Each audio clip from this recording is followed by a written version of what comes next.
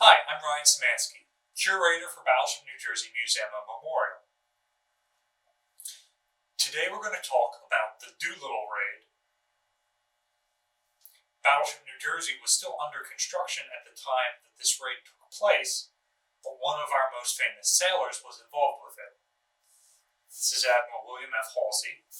He was commanding the task force comprised of the aircraft carriers Enterprise and Hornet and their cruiser and destroyer screen that carried the Doolittle Raiders to within striking distance of Japan.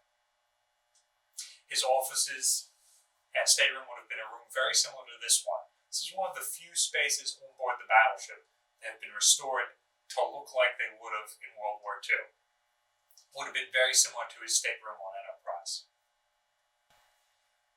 The Doolittle Raid was comprised of 16 Army medium bombers with 5 flight crew for each bomber and their associated support staff. This flight crew, under the command of Lieutenant Colonel James H. Doolittle, trained stateside to take off their Army bombers from the shorter runway of a Navy aircraft carrier. The aircraft carrier Hornet was brand new.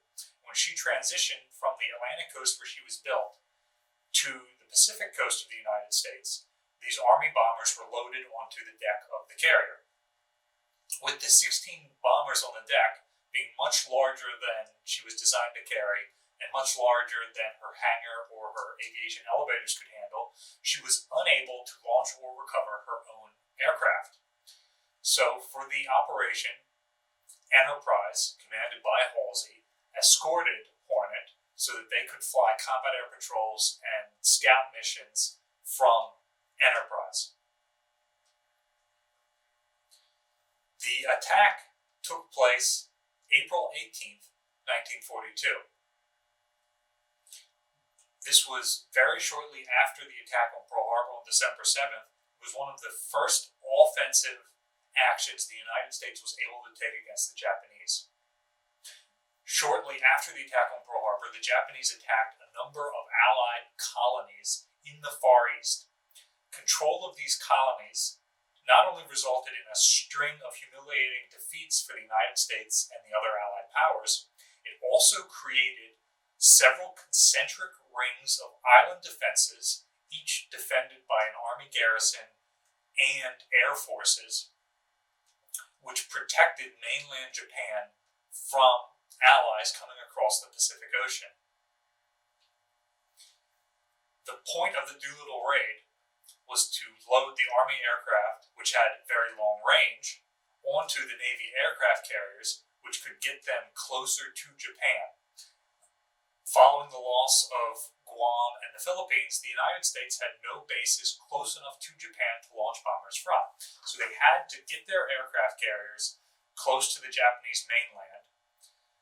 But if they got them close enough for their smaller Navy bombers, the aircraft carriers would be in danger.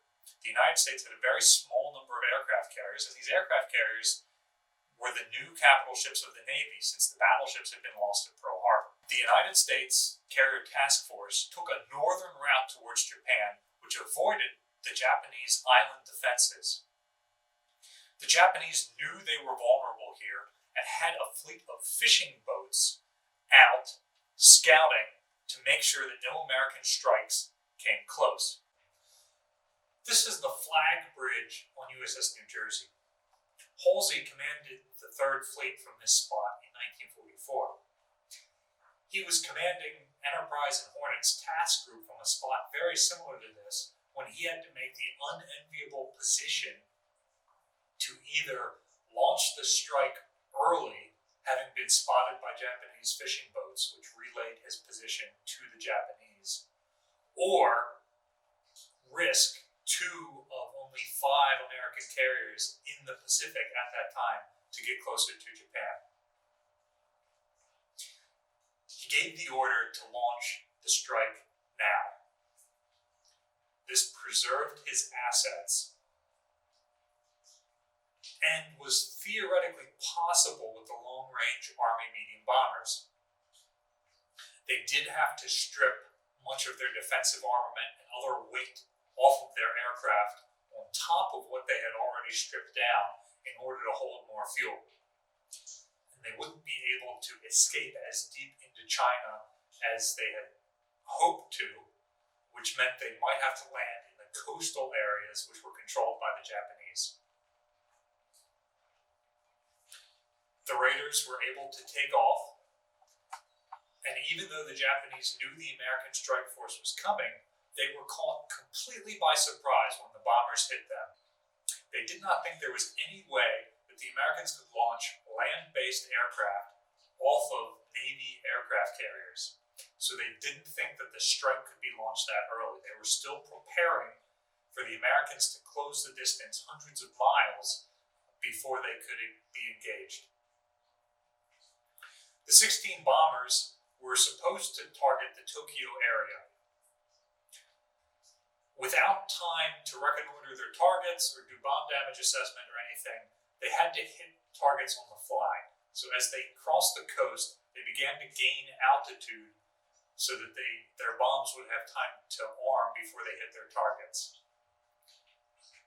Rather than launching a coordinated strike, they ended up bombing a number of sites around the Tokyo and surrounding city areas.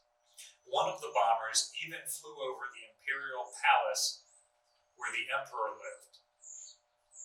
To the Japanese, the emperor was a god, and the imperial Japanese military was absolutely devastated that they had allowed this strike to happen. The actual strike didn't cause much damage at all, and certainly nothing that couldn't be repaired, and there was absolutely no opportunity for any sort of follow-up strikes. It would be years before American bombers could attack Japan again. But the morale damage caused by the threat to the emperor's life was enough to force the Japanese to take drastic action. The Imperial Navy had allowed the U.S. Navy to get close enough. The Imperial Navy then had to come up with a plan for neutralizing the U.S. Navy's carriers. Their eventual plan was the attack on Midway Atoll. This attack would be the turning point in the war. The pilots of the Doolittle Raid, after successfully completing their mission, did manage to make it to Allied territory to ditch their aircraft. They flew into China, which was an ally, and had been fighting the Japanese since as early as 1931. The planes mostly ditched in China, although some of the aircrew were later captured, and half of the ones who were captured died in captivity, either by execution or from disease.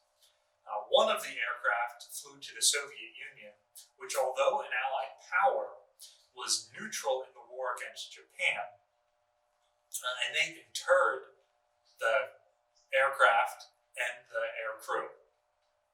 The flight crew were able to escape and eventually make their way home, but the aircraft was retained by the Soviet Union so that they could study it to design their own bombers.